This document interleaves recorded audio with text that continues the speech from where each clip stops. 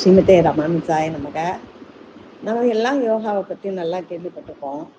யோகா என்பது கொஞ்சம் கொஞ்சமாக நம்ம உடலுடைய இயக்கமில்லா உறுப்புகளை இயக்கி ஐம்புலன்களையும் மடக்கி அதை நெற்றியிலே கொண்டு வந்து வைத்து இறைவனை காண்போம் என்பது நம்மளுடைய நம்பிக்கை இல்லையா?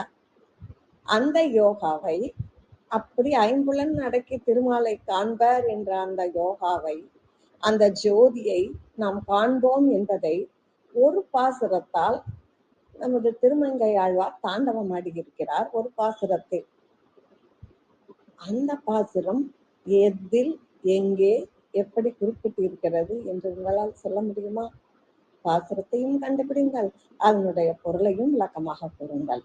அடியேன் ஸ்ரீமதே ராமானுஜாய நமக.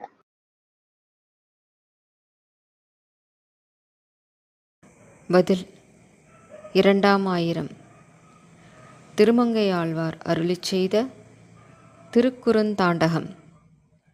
பாசுரம் எண் 18. இளைப்பினை இயக்கம் நீக்கி இருந்து முன்னிமையை கூட்டி அளப்பில் ஐம்புலன் அடக்கி அன்பவர் கண்ணே வைத்து துலக்கமில் சிந்தை செய்து தோன்றலும் சுடர்விட்டு ஆங்கே விளக்கினை விதியில் காண்பார் மெய்மையே காண்கிற்பாரே.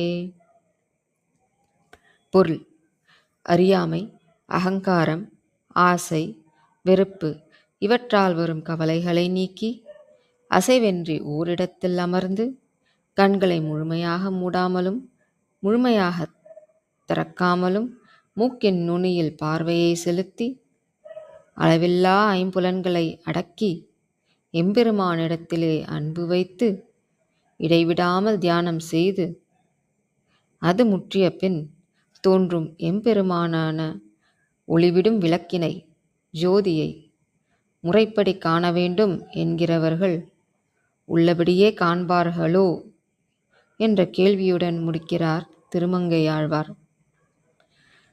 நன்றி. சர்வம் கிருஷ்ணார்ப்பணம்.